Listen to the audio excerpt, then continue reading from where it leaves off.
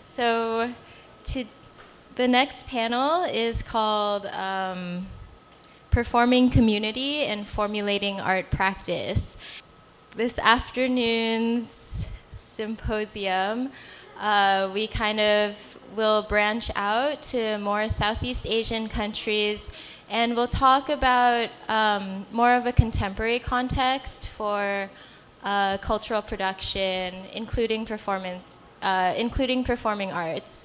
This will be started with a presentation by Janet Pillai, who we're very excited to have here. Janet is a scholar, a researcher, a community organizer, a cultural activist. She's a lot of things, and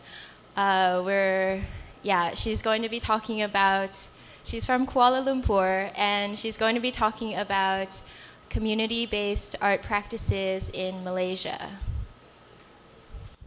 Hi. Hi, I'm Janet Pillai and I'm from Malaysia. And I'm going to talk about community arts in Malaysia.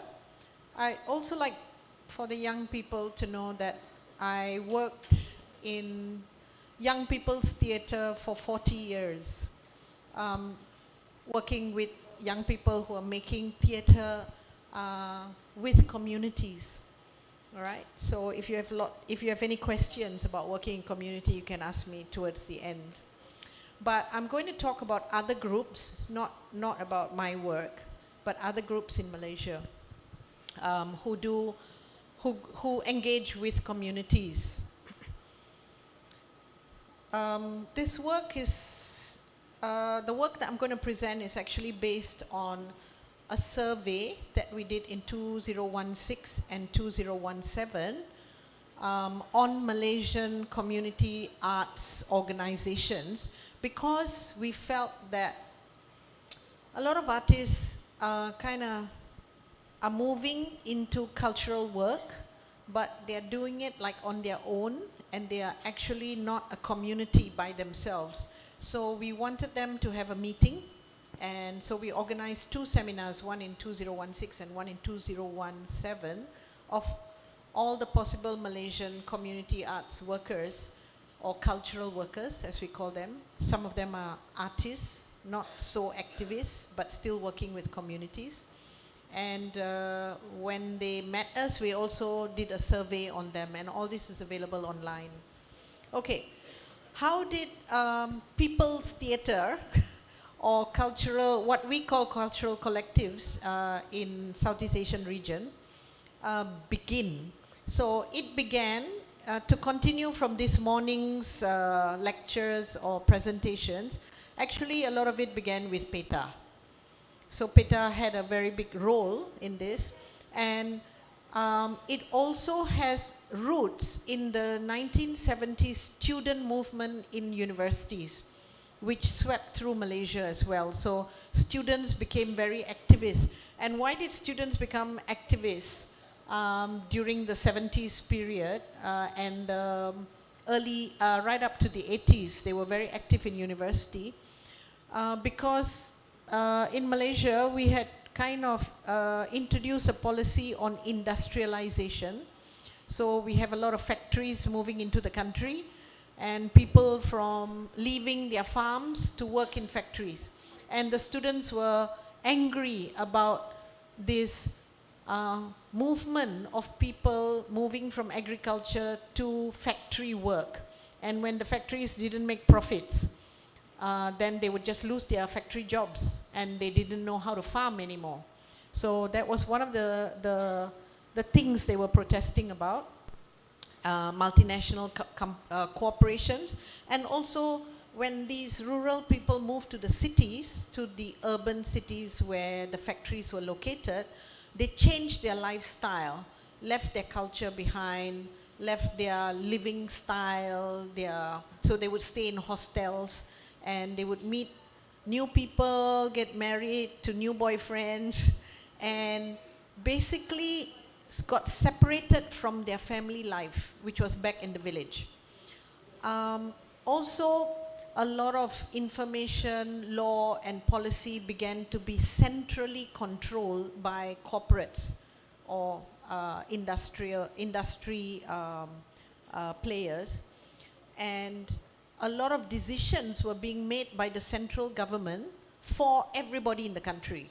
So there was really no transparency or consultation with people in the rural areas as to how they wanted to, say, improve agriculture or mechanize agriculture. Instead, they just said, okay, we've opened factories, just come to the factories and work and leave behind your old knowledge, your old skills, your old systems of organizing yourselves as a community, all right? So the students protested, and PETA played a big role in helping students, not students, but more like theater companies that were already existing, to kind of introduce people's theater to factory workers in Malaysia. Of course, some of them got arrested, similar to the Singapore situation that you heard this morning. Some of them got arrested. PETA also spread their way of working to another group in Thailand called Maya, and of course to Black Tent in Japan. But Malaysian theatre makers of the second generation, after the PETA generation, which is my generation, we learn more from Maya than from PETA. So the first generation of people who organize workers' theatre learned from PETA. But the second generation we actually picked up from Maya, which is more of a young people's theatre company, who worked more in urban settings. And of course, we also had contact with Black Tent. Then, after the 2000 period, so between 2000 and 2020, you find that the second generation began to open up people's theatre to go into communities, but dealing with different issues like social, urban issues, and they also worked with multi-sector. That means they didn't just work with NGOs, they work with government, or they work with schools, teachers, etc. And the style was some of PETA's methodology and quite a lot of Boal's methodology. I don't know, are you all exposed to Boal's methodology in college? No?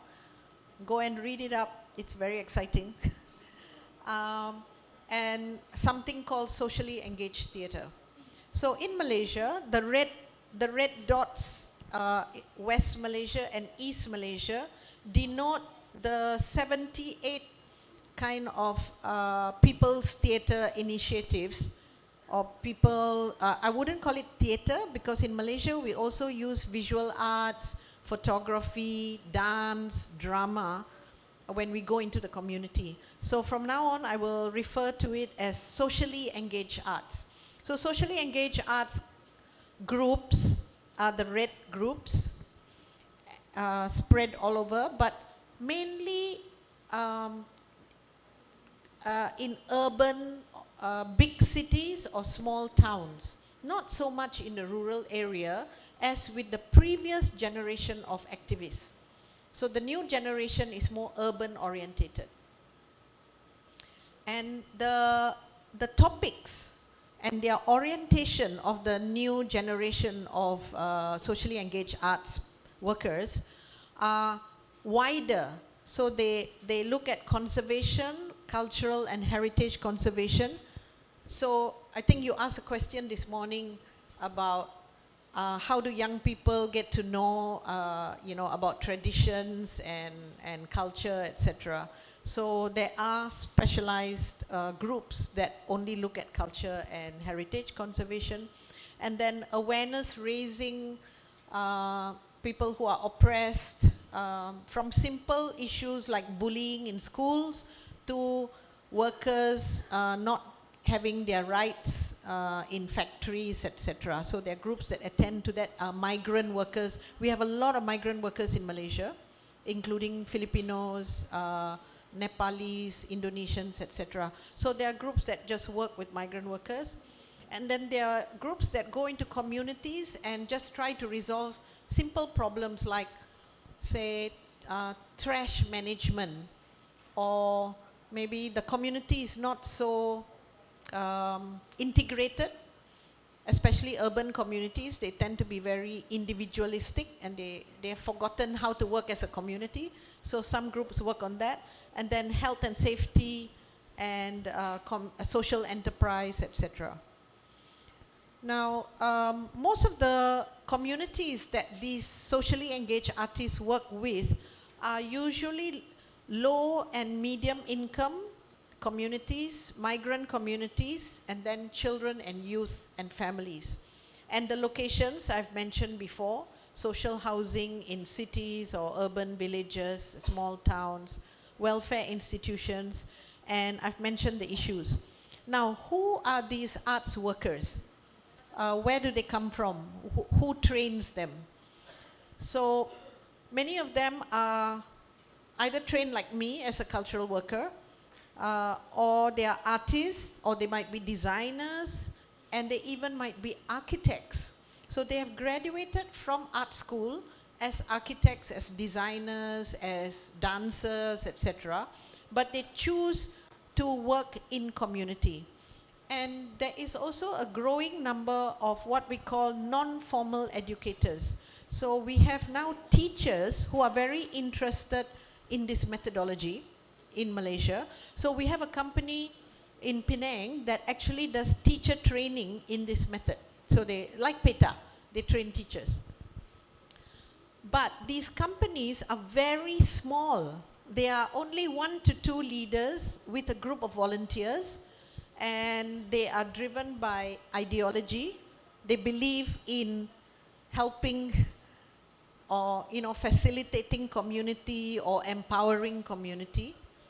And they are very rhizomic, meaning if there are 2 people and they've been working for a few years, then they can split and open 2 groups.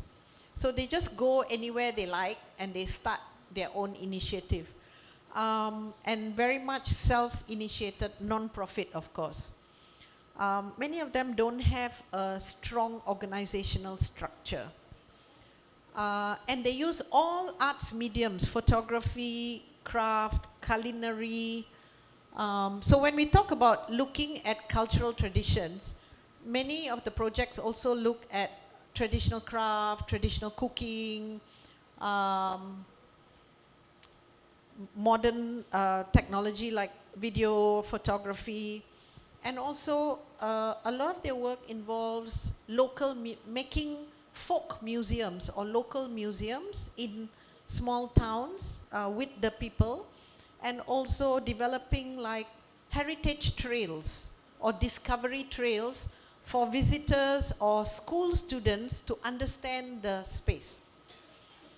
So I'll go through three of these companies out of the 76 or 78 companies. So I'll just talk about 3 so that you have an idea of how they work. So this is a company started by one man, and he's a visual artist, Victor Chin, and he set up a Facebook group, and all these volunteers joined the Facebook group to save this small town that was going, I wouldn't call it a town, it's like an urban village where people have been squatting for many, many years. So actually, if they are to move, they are entitled to compensation. But the company that bought the land wanted to demolish their houses without any kind of negotiation, or just give them a small compensation and demolish the houses. So Victor heard about this village, and he went in to work with the residents, and he used public art, design, and community activism to inform the people in the city nearby what was happening with this town. And he also helped the residents to strengthen their sense of place. So they set up their own little museum. You can see the first picture. And the developers started to demolish some of the houses, so he helped them to organize campaigns, and you can see writing on their walls, which is protest posters, etc. And then he got an idea that maybe the bigger public in the city should help to fight this cause. So he started promoting this town as a kind of a small tourist visit, like just come in and get to know the people here. So through Facebook, he managed to get a lot of city people to come on bicycle tours, walking tours, learn cooking from the residents in this town, etc. So pretty soon the town became quite active, and the developers stopped the demolishing of the houses. So now this particular case is hanging. No more demolition. A second example is transformational learning. Somebody asked about that this morning, especially for teachers. How does transformational learning take place? So I heard this morning that you all have a course in your high school called Arts Research. For those who are doing arts as a specialization, there is one particular course called Arts Research. So this particular group, Arts Ed, they actually are school children living in social housing, which is like government housing. And it's very tall. It's 22 stories high. And the trash situation was so bad that when we asked the children what topic or issue would you like to choose to do your art project, and they said, we want to do it on trash and the management of trash in our residential area. So then they divided themselves into group according to their interests, whether they like photography or dancing or drama. And there was an artist working with each group. And the first thing they did was mapping, which is they mapped all the parts of their lodgings where trash had collected. And they traced who was throwing the trash. So based on that, then they started to do projects within their art group. So the sculpture group made dustbins, the video group made a documentary on the dangers of plastics, etc., and so on and so forth. So each arts group in this, and they became so famous, these children, that the municipality of this state or province invited them to present at an international conference on municipalities and community participation in municipal work. I mean, how children can work with municipality to improve their space. Because this building belongs to the municipality, but they were not able to do what the children did. So in the end, the children opened a social enterprise where they collected all the recyclable trash, sold it, and set up a trust fund, of which they could spend the money according to the way they wanted. Of course, they had a big party.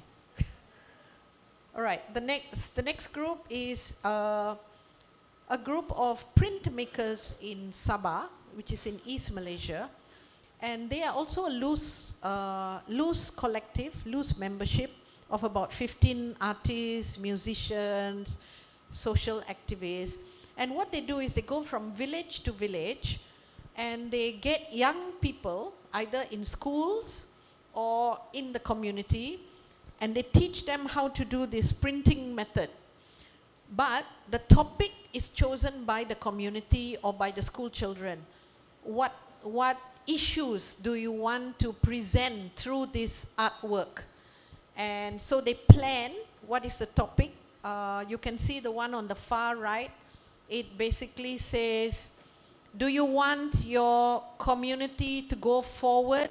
Then you should buy the cakes made by auntie, the local cakes made by the auntie.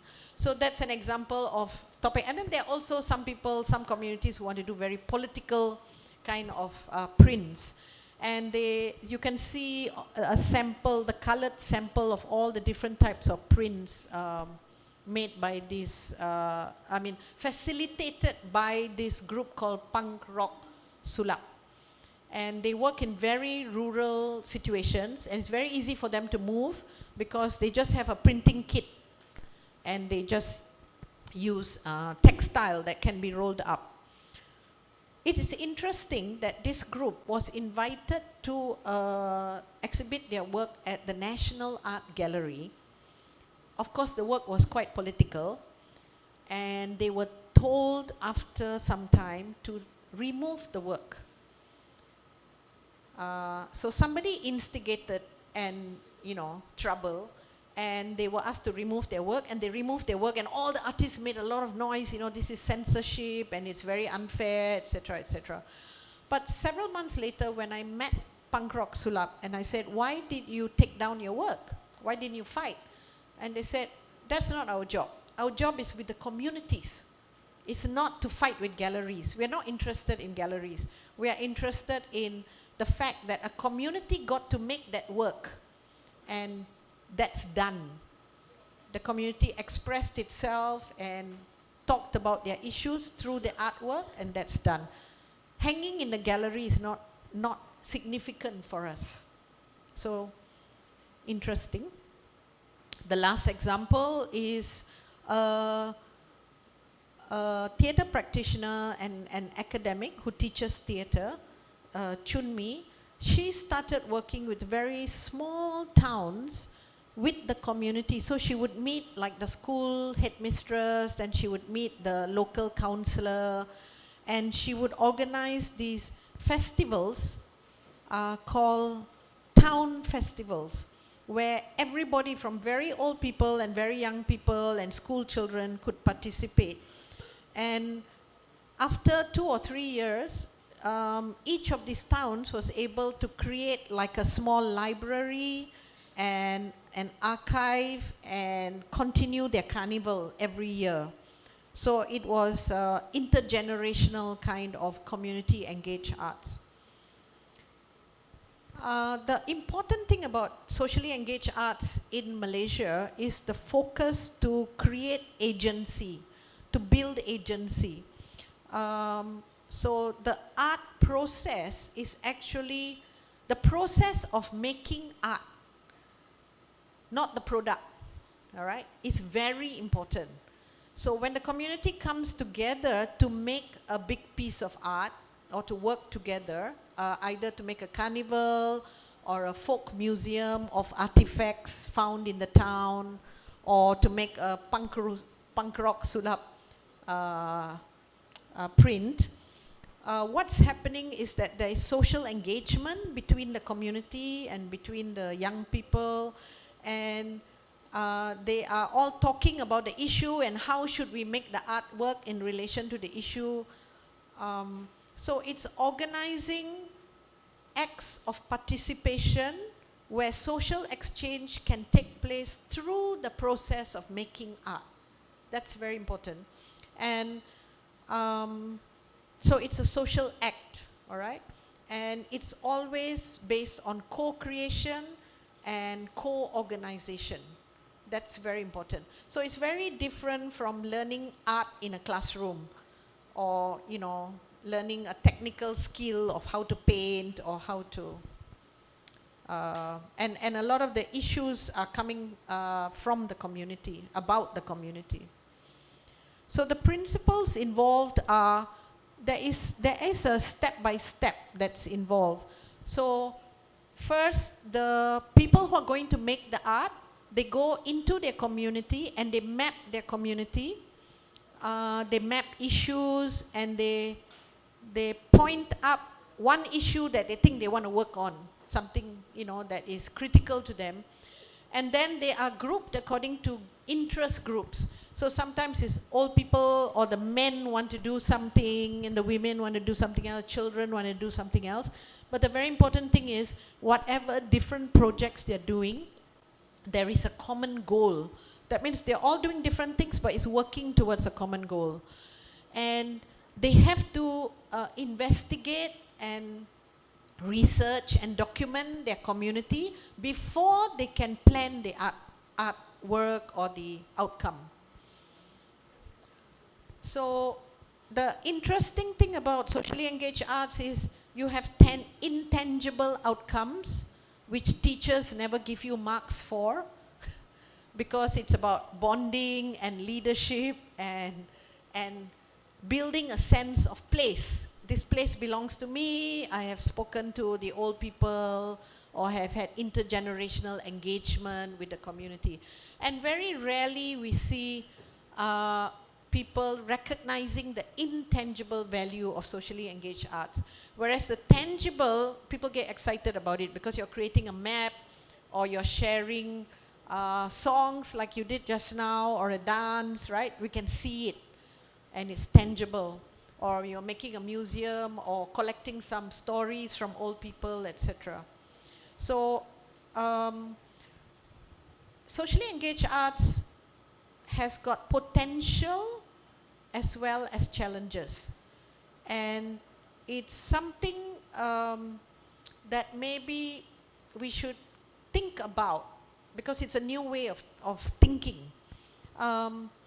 It helps to bring a community together, whether it's the arts community or a people's community.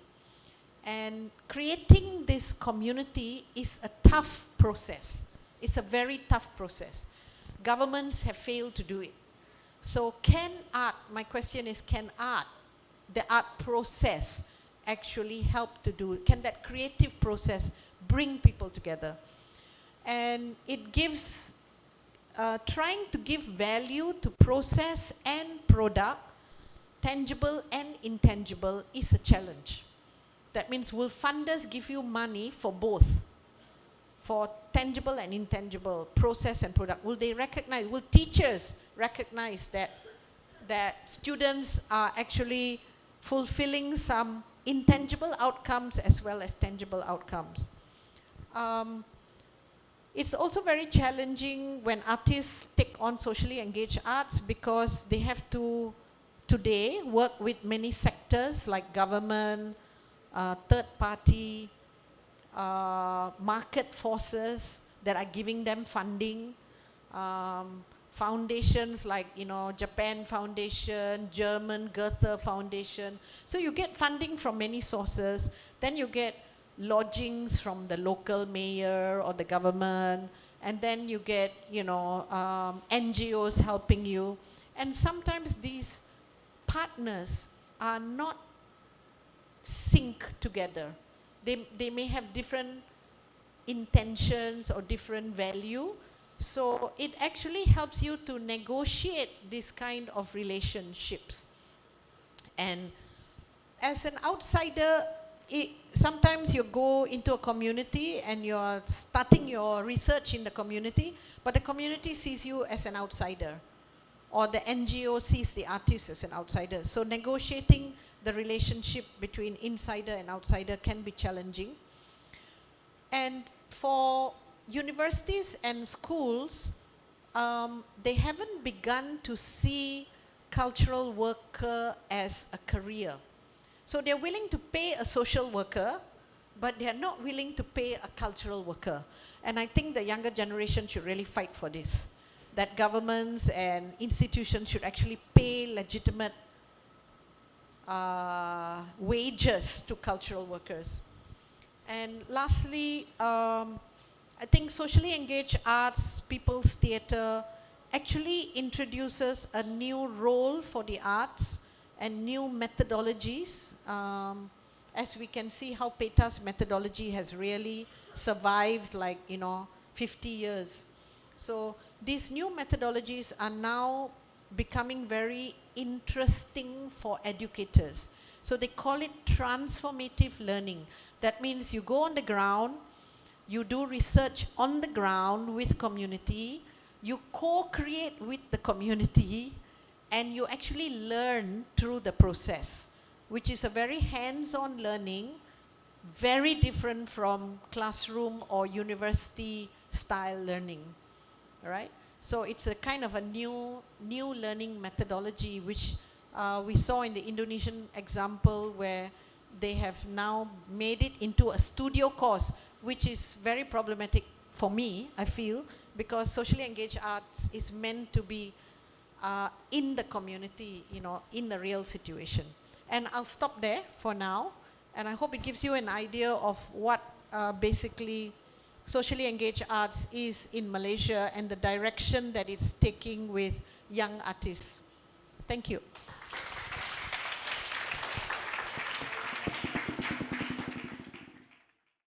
Our next presenter is named Wichaya Artamat, and he is an experimental theater director from Bangkok.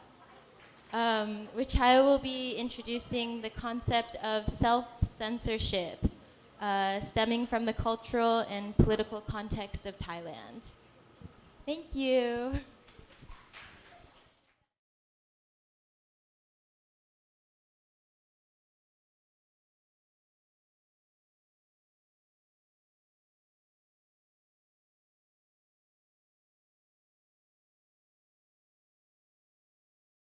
Our last speaker is Miku Sato, and she is a video and visual artist from Yokohama in Japan, but currently based in Amsterdam. And Miku will tell us about the Aichi Triennial of 2019. This was a contemporary art exhibition which experienced a surprising and frightening right-wing backlash. Her talk will focus on a collective effort by art workers based in Japan who attempted to mediate this controversy. Thank you.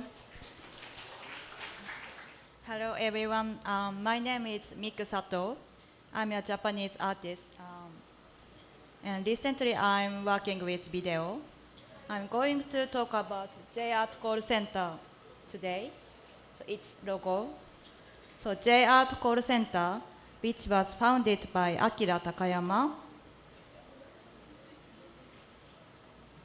So he is produced many like social engaged project. So he is working with refugees and immigrants, and also homeless people and young people. I have been his student in graduate school in Tokyo, and I was one of the management member of this project. The call center was operated by artists and curators who resonate Takayama's ideas. We answered questions about the work, about the artwork from local people via phone call. The purpose of this project is to generate a minimal public sphere with one-on-one communicate, and we try to resetting the public service. The call center was founded during Aichi Triennale last year. During the festival, the call center was placed in Nagoya City anonymously and opened for 7 days of the last week of the festival. So surprisingly, the festival received tons of crazy complaint phone calls from the local people about one of scandalous exhibition room. It's named after freedom of expression, question mark. So at first, Aichi prefecture officials answered the phone calls.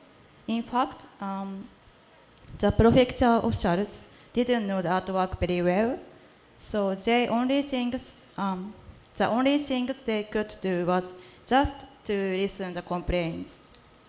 And they were following the order of the manual instruction, such as not hang up the phone call from your side, etc. So there were long complaint calls. Longest one was for 8 hours non-stop. So naturally they got exhausted. And then there was a fax letter came as well. In the letter, it was written that I will come to spread petrol and put fire in the room. So it was news on the TV. And Nagoya City Mayor said the works should be withdrawn, and he requested to close the room. So consequently, on third day of the opening of the festival, the director of Mr. Tsuda decided to close down the room to keep it safe. So after closing the room, some participating artists, especially from overseas, wanted to show solidarity to the room, so they decided to close their own artwork as well, because they have experienced the censorship themselves before. So finally, Japanese Agency for Cultural Affairs has announced that they will withdraw the funding which was granted for Arts Triennale. So it's become a big scandal. So some artists started a campaign for collecting the signature to against withhold the funding, and they collected 100,000 signatures, but the government didn't receive it. So the grants has not been paid. For what reason did the people come to complain? I'm going to explain what became of scandal of Arts Triennale. So the festival has a small exhibition room called After Freedom of Expression ? The room was created by the alternative group artists.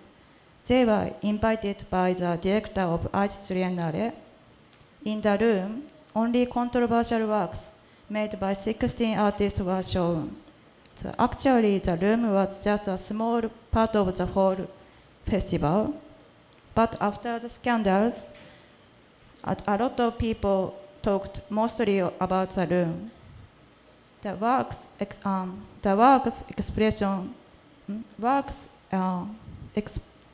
experienced censorship before. For example, there were a sculpture of comfort woman statue made by Korean artist duo, the Kim Sojun and Kim Eun-son, and a video about Fukushima made by Chimpom, and a video made by Nobuyuki Oura. So Oura's work, this video, has a scene burning a portrait of Showa Emperor. The local people called, demanded to withdraw the artwork in the room, especially the 3 works I just talked about. So after closing the room, tons of complaint calls didn't stop. So I must say the most people who called have never seen any artwork actually. So they judged through seeing just a part of work or gossipy posts on social media. So most people who called had an opinion of conservative or like patriotic, like nationalism. So Showa Emperor and Korean comfort woman are one of the most taboo issues in Japan. So the caller were very angry and about the work, and that their tax was used for the artwork. In response to this situation, Takayama founded J Art Call Center. So he got an idea to create a call center which artists can answer the phone call. The 7 days, unlike the prefecture officials' calls, our call center has no manual book. We could talk anything we like, and we could deal with the caller freely, and hang up to some aggressive callers. So it's like a performance. So this is the call center. We rented an apartment in Nagoya City. So for 7 days, in total, 31 people of artists and curators and gallerists corresponded to the call center.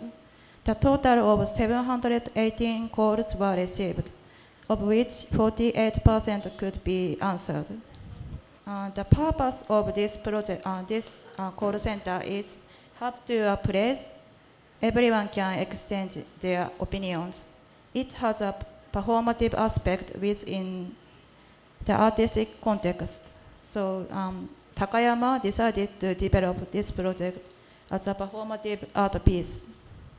So during the festival, there are some movements other than J-Art Call Center. Some artists and curators and art critics work very hard to reopen the room to public. And finally, they succeeded to reopen the room the last 3 days with a strict security system. I think that this reopening was very important for us Japanese people. Compared to other countries, I think Japan doesn't have strict censorship yet, but this scandal could be a starting point of possible future censorship. So I personally had an interesting experience. I talked a lot with admirers of Showa Emperor, some historical revisionists, and people who live in Fukushima. So they shout angrily and cried emotionally. So neither of us could change our differences. So it's not purpose of this project. We could just exchange our opinion. I think art can provide a place for discussion, and also all opinion matters, including the caller of the J-Art Call Center. In order to create such a place, I think it's important to spend tax for art like this as well. So at last, I can show you a short video of the call center. もしもし。はい。はい。はい。はい。昭和天皇ですよね。昭和天皇が燃やされているものを見たときにどういうふうに感じたんでしょうか。あ、不快に感じましたか。はいはい。普通の人は。はい。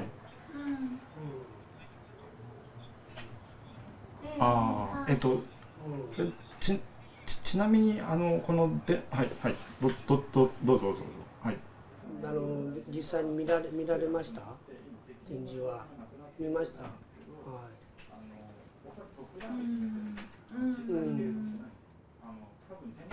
い。富山県の美術館が燃やしたということになるんですね。なので、天皇陛下を貶めようとか侮辱しようという意図を持って作られた作品ではないんですね。あ、もしもし。はい、J アートコールセンター小泉です。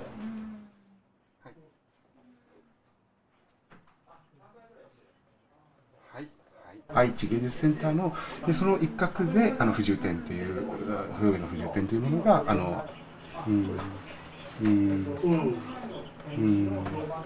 皆さんにとって傷つくそれについてすごく傷つかれる方もいるかもしれない。そうですか。ありがとうございます。私は客観的に見てなぜあれが必要かどうかっていうなぜね表現の自由が必要かどうかっていうことを考えたときにやっぱり一番の理由は僕はそこだと思います。やっぱり今の北朝鮮例えばとかでやっぱ人々民主は声を出せないですよね。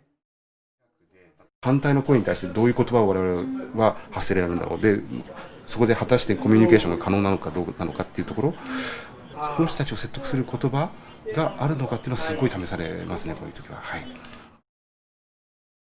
伝物があるそれが芸術が閉鎖した理由だということでだったら僕らの方でそれを引き受けたいなと意見が一致するというよりは意見を交換する場があるいは意見を交換すること自体が重要なんだなという今回非常に強く感じたことです。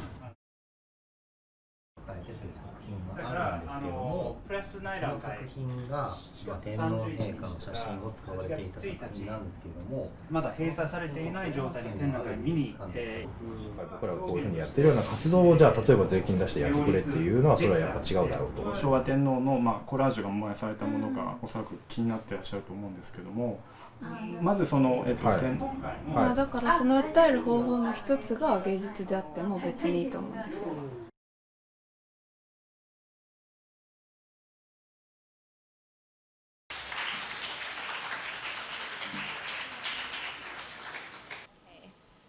So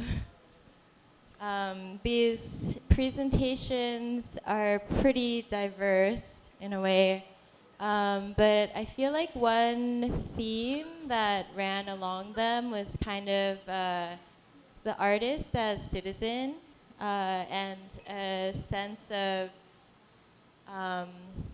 artistic agency in social responsibility. I think in Janet's, we really have this sort of incitement to educate and agitate for change. In Wichaya's, we have an incitement to remember and perhaps to collectively mourn. And in Miku's case, we have a sort of artist as citizen emergency response to a really sort of serious and like scary situation about where public opinion of society. And so I was thinking, in a certain way, I would kind of like you guys to respond to each other's talks in a way. I was wondering, we had a conversation earlier about what exactly is sort of community engaged practice. And I wonder for Janet how the J Art call center sort of like fits within the rubric of a community engaged project. I think if you are taking on, as an artist, if you're taking on controversial projects, because that was a controversial room, right? Yeah. There is, because there was no censorship in Japan, so it was unexpected that there would be this reaction from the public, right? Which then the government felt that it had to listen to the public, and then the mayor felt that, and then the funder feels he's also obliged to kind of, and this kind of, I think the basic premise when we say there is no censorship in a country is just a legislation. Actually, there is censorship in our bodies, or we have disagreement with certain forms of art or what the art is saying. Sometimes it's against the form, like in Malaysia, nudity is 100% no. And somebody will protest if there's a nude piece, even if it's very classical. Whereas politically, like the East Malaysian piece that was shown in West Malaysian Gallery, West Malaysians protested, but actually they don't even know what is the political context of that piece in East Malaysia. And the people who should make the decision is the East Malaysians, right? Why the West Malaysians protesting about the East Malaysian work?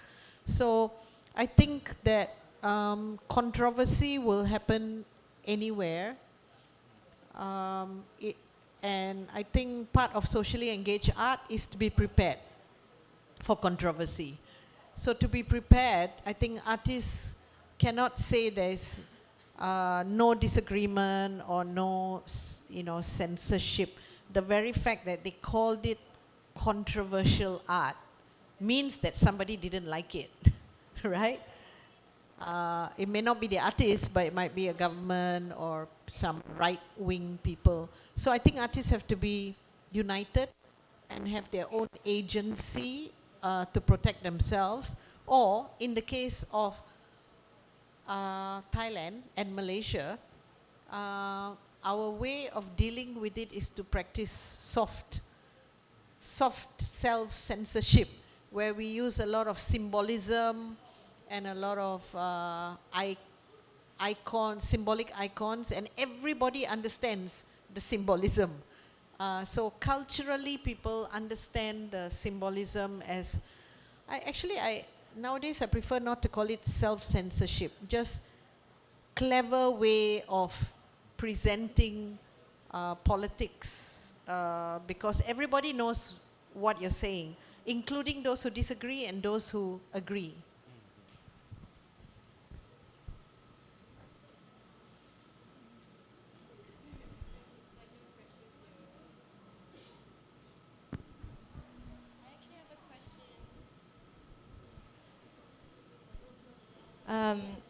I'm glad you mentioned preparing the ground, and I think a lot of the projects you're talking about also prepares the ground, like sort of uses art as a tool to sort of train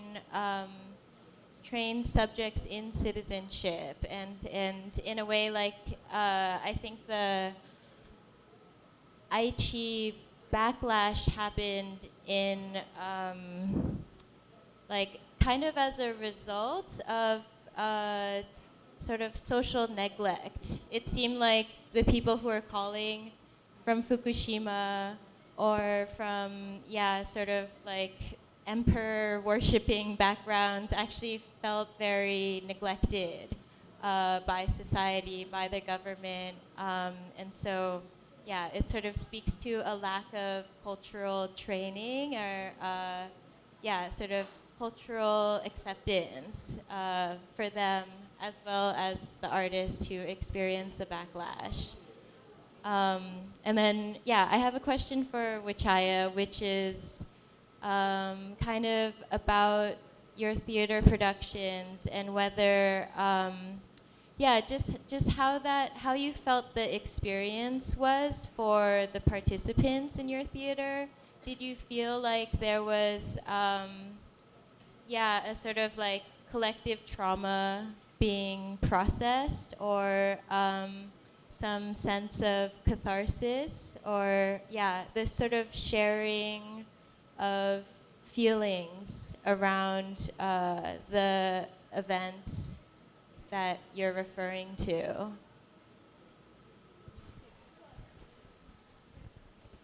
From the audience? Yeah, your audiences and participants. For the participants and audiences, there are so many point of view on it. For my team, I have to talk to them many, all the things I want to talk about. But for the audience, they see what they see. For some, they cannot catch all the political things inside. They enjoy them. They feel nostalgic for the siblings, sit and talk, and okay. For some, they try to dig into the things under that. For some, they against it, but it doesn't talk directly about the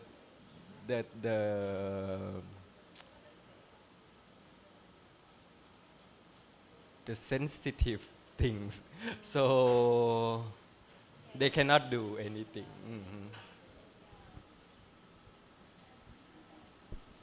And I guess related to that, I have a question for Miku about the experience of working in the J-Art call center.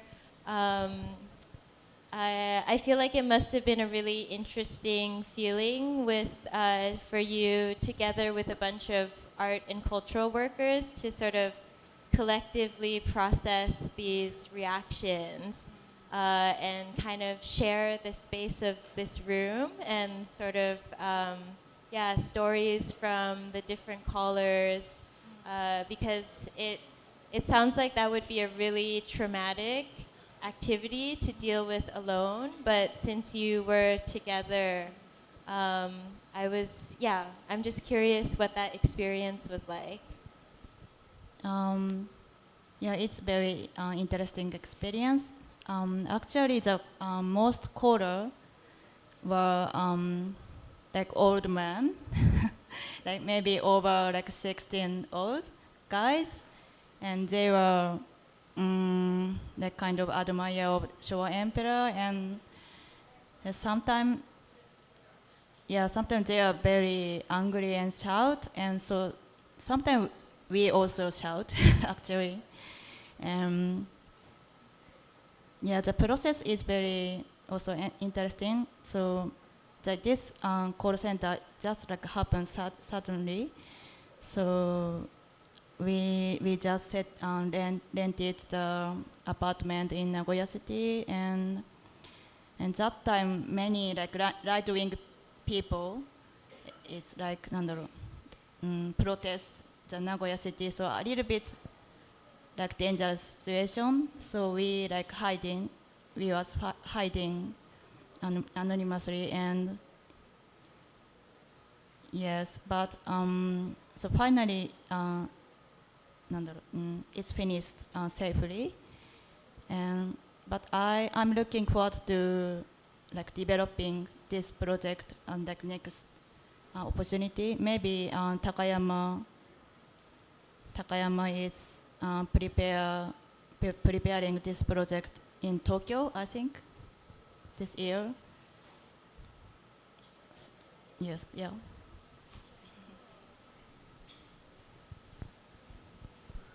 Maybe we'll open the questions up to the audience now.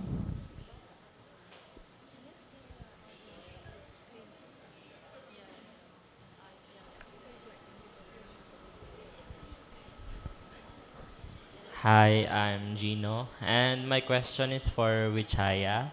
I was wondering if, from listening from your talk, I've noticed that you put a lot of subtle references to political dates and events concerning Thailand. I was wondering if that kind of strategy is exclusive to your own practice, or is it commonly used by Thai artists to subvert government censorship? About the day in the history is my personal obsession. So it's my way to use it and present it on those political day. Uh-huh. For others, I think there are some doing a piece about the political event on the day too. But it's about the thing that happened in the day directly, yes. But they do physical theater, or they don't talk about it directly. So don't there is no word. No one can catch him.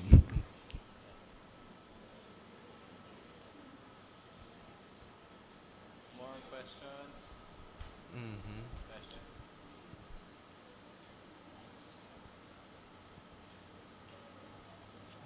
Maybe just that.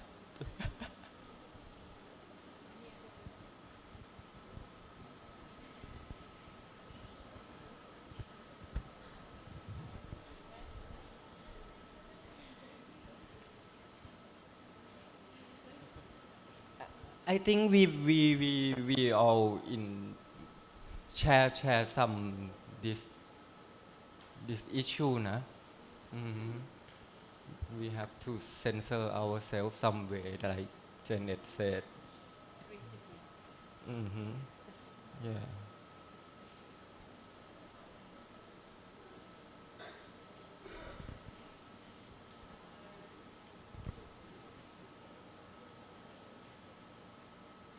Oh, wait.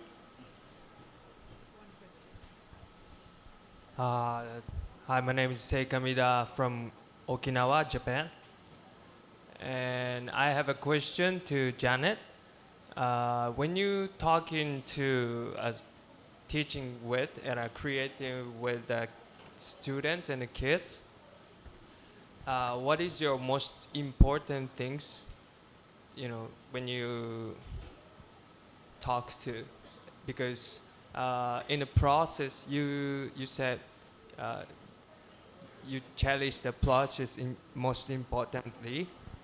So,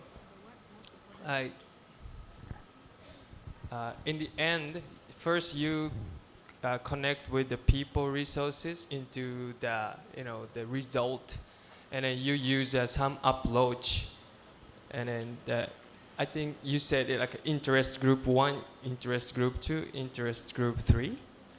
So how do you like organize or make the how do you say, make the way restricted? Yeah, it just depends on the kids' interest, or the organizer try to little bit organize the way they express about their interest.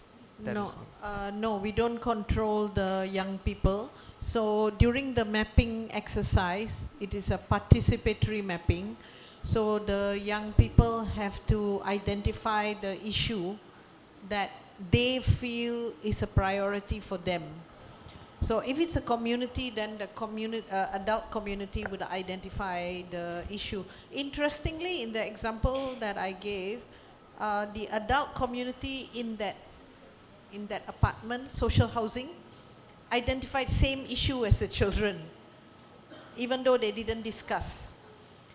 So after they identified the issue, then we have artists whom we are going to hire in visual arts and performing arts.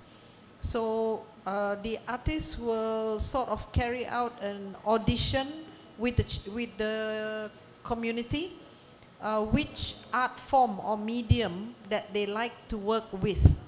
So they are parallel groups functioning at the same time on the same topic, but that each group can make their own project.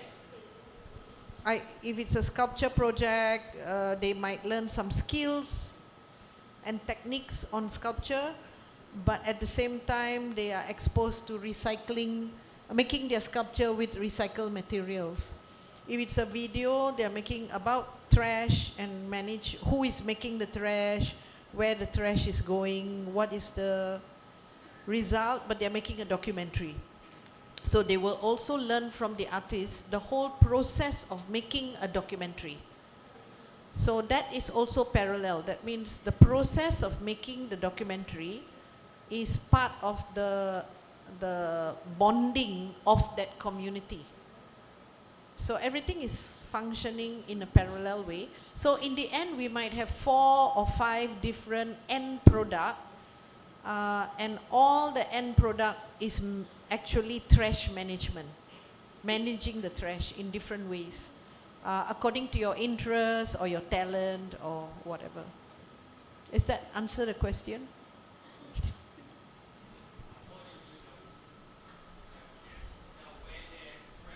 Yeah. Wait. But the result is not is always in this case consists on the trash, right? No. So different community may have different issue. Okay. In this case. In this case, it was trash, environmental. It should be trash. Yeah, because they want to manage the trash situation. They cannot stand it as a community. So other communities have very different problems, and they want to work on very different topic. But they only identify the topic during the mapping exercise where they explore their neighborhood or where they are living, and then they choose important topic. Thank you very much. Sorry for taking a long time. Sorry. My question, thank you so much for your presentations. My question is to Miku. When you were working in the call center, did you ever, like, in the course of some conversation, so we sometimes use these words like revisionist or right-wing, and they're kind of like labels, right? So when you're having these dialogues, these conversations with people, did you ever yourself undergo a process of, I suddenly understand this person's perspective, or yeah, did you also go through that process? Because I don't think it's just a one way where we are trying to convince them, right? They're also trying to convince us. Yeah, thank you. Yes, I had I could just one person like understand each other, but another person like I couldn't like accept like it's the caller is really like angry so they but it's very like important experience for me. I actually in daily life I have never met those kind of people. So because almost artist is like liberal, so it's first time to I like receive the strong like voice from the right wing people. Yeah, but I could a woman. I could talk together with a one woman, so we just once we can like understand each other once, but other case it's really difficult. Yes, so. But this project is not This project, the purpose is not like how to say, なんか change the opinions each other. So just like exchange opinions. So it's a good opportunity for me. Thank you.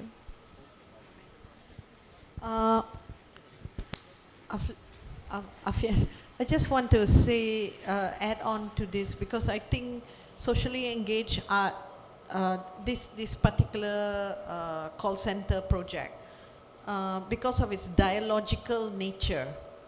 So I think the dialogue is important, but not the convincing. And also, socially engaged art actually finds it very difficult to, or people's theatre find it very difficult to discriminate between like age groups, or because you are dealing with like an intergenerational audience in the community, and the issue of the normally if you are that means the temporal and the geographical, you can see in all three cases he's dealing with temporal issues. And actually the people who are protesting through the call center are people who are in a temporal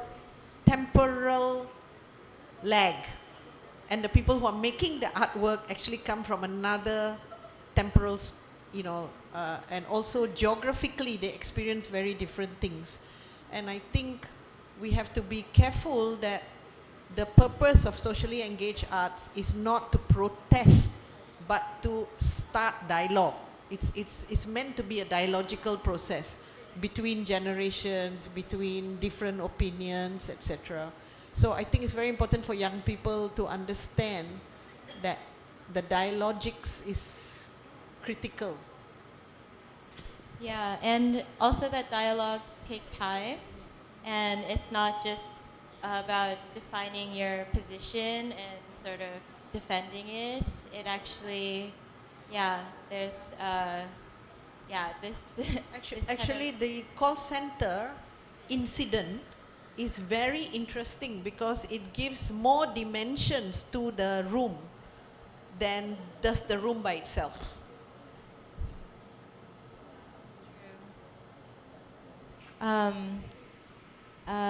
Sort of changing the subject a bit, I was, but related to the call center and generally to community engaged practices or socially engaged art. Janet, you'd mentioned how you think that younger generations should agitate for cultural workers to be remunerated. And you made a distinction between cultural workers and social workers. And I found that really interesting. And I was wondering if you could elaborate on, yeah, what exactly is a cultural worker in a socially engaged culture, and yeah, like what, yeah, just what, how we could envision that kind of job for an artist. I think what's the name of the artist who did the Takayama would be a very good example of an cultural worker who is actually starting the kind of new approach to conflict handling. And I think with globalization and people from different cultures being forced to live next to each other, or people of different generations, or governments who think differently, farmers who think differently from governments, actually I think that there will be a very big demand for these kind of cultural workers who can bridge and start dialogue through very creative designer kind of thinking. And I feel that they play a very different work from welfare type social worker. You know, it's a different realm. So if we don't start agitating or training at university level for this kind of cultural worker, they're just going to be volunteers. And why should they be volunteers? If social work was important at one point in history, then cultural work is very important for 21st century, I feel. There's a question from the audience, but just really quickly, I wanted to ask Miku if the call center workers were paid or if everyone was just volunteering. Should be paid, but not yet. Still waiting on the paycheck. Yes, but the Takayama want to pay for us. Yes, that's very Not nice yet. of him. Question from the audience. Okay. I also would like to volunteer to share with you that I am a social worker, and I work with all sectors as a community organizer. So I'm very familiar with being cultural worker because we went through that experience also, the social workers being volunteers, not paid, only in the later years. But anyway, this is about your, Ma'am Janet, how agency is created through socially engaged art. Now that you have your evidence, you have your research to demonstrate how effective it is to start a conversation, to tackle or even to resolve conflicts, even among themselves, the people who are affected by oppression, other things, injustices, etc. Do you have a knowledge wherein this impact or this study is forwarded to formal setup like your Department of Education so that this can be integrated as a part of the curriculum? Because if education is an instrument or a tool for the transformation of society, and this socially engaged art has proven to be an effective tool, then why can't we make it as part of the formal education instead of just being sort of an outside effort? It's a very good question. I sat on the National Education Reform Committee from January last year to June, and I worked very hard to make social impact as part of the education policy, particularly in relation to arts education, at school level as well as university level. It was very, very difficult. Very, very difficult. And we have some political problems currently in Malaysia. So the policy that we created to push for arts, not just looking at economic impact of the arts, but the social impact of the arts, was too surprising for university vice chancellors as well as education ministry officials. They felt that an old subject like civic education or something would tackle that, and they couldn't envisage how arts education can actually do this. So we just have to keep on working with policymakers and educators, and I think I jumped a bit too fast. So actually you have to advocate first, slowly, and then go to policy, I feel. Yeah, but definitely need to go there, yeah.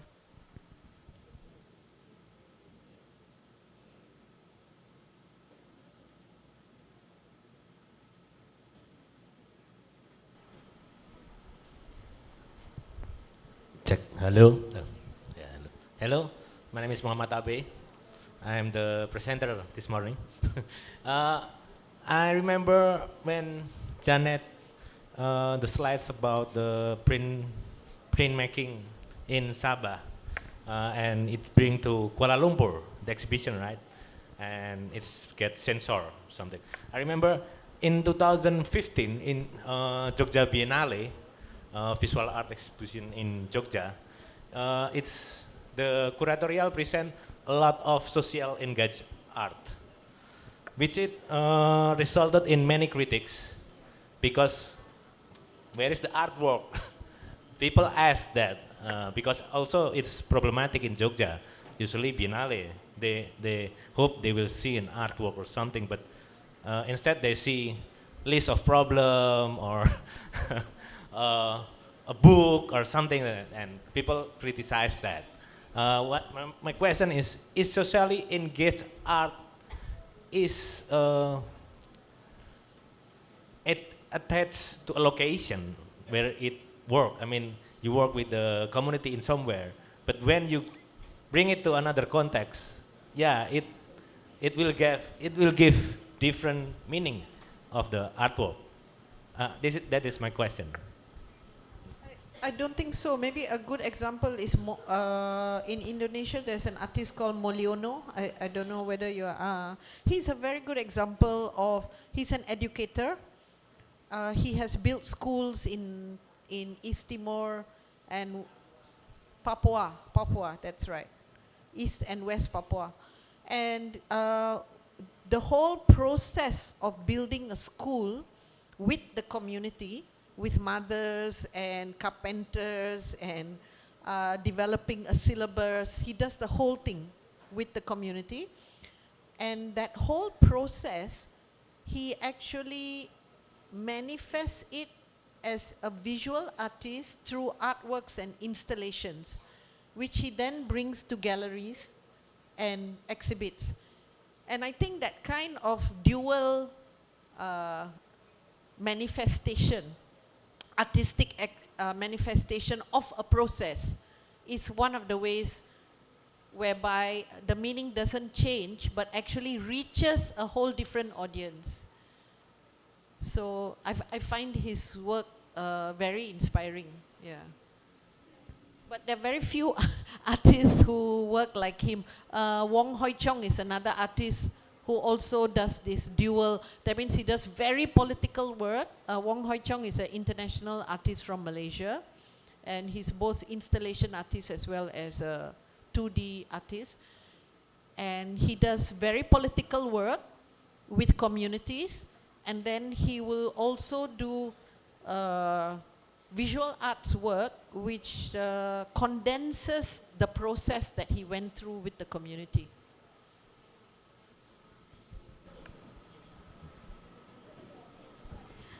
This one is directed to Miss Janet. This one is, hello, good afternoon. My name is Mahalia Pasho from Capiz National High School. I'm one of the teachers of Humanities and Social Sciences. I was interested when you showed a group who worked in order for the dying community to become lively once more through tourism.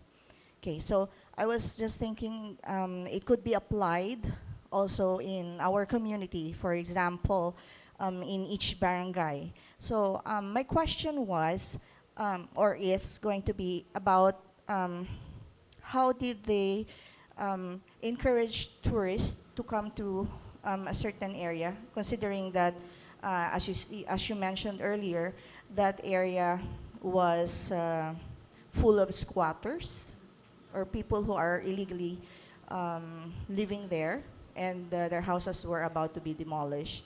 So how did they promote that community to become a tourist attraction or a tourist spot?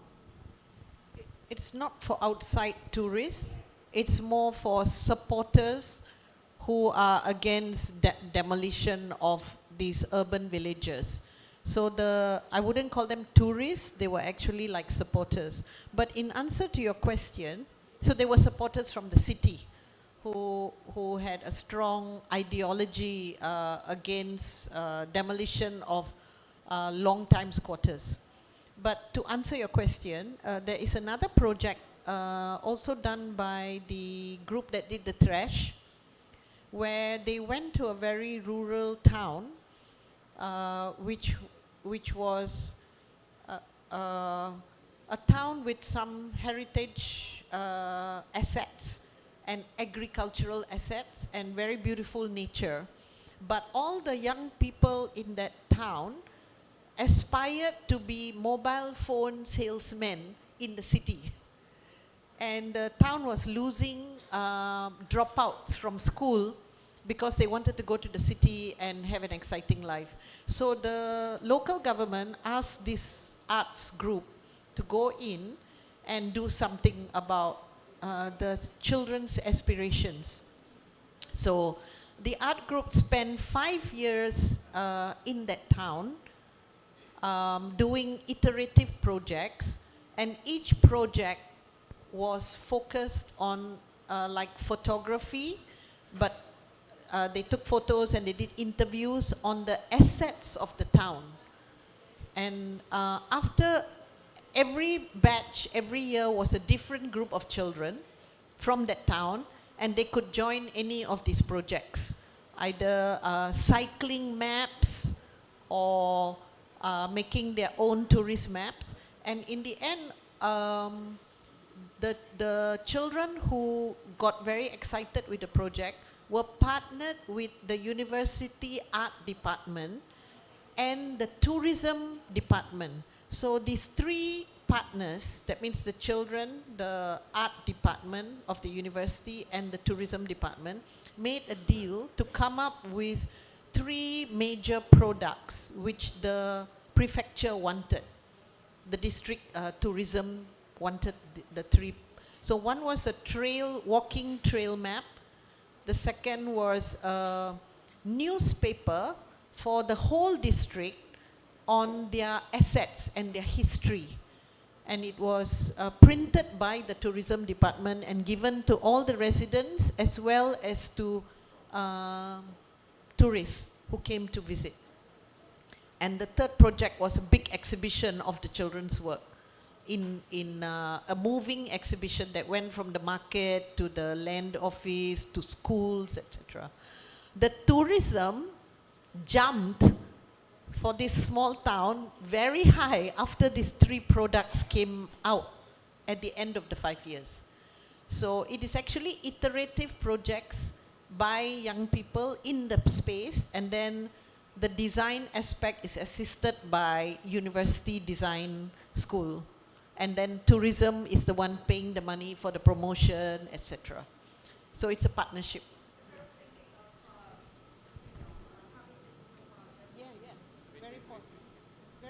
I was thinking of having this as a project for each barangay in Rojas City and maybe outside the municipalities and the municipalities, so that tourists can also come and see the beauty of our province. Thank you so much for the idea. Thank you. I think we'll end the conversation here.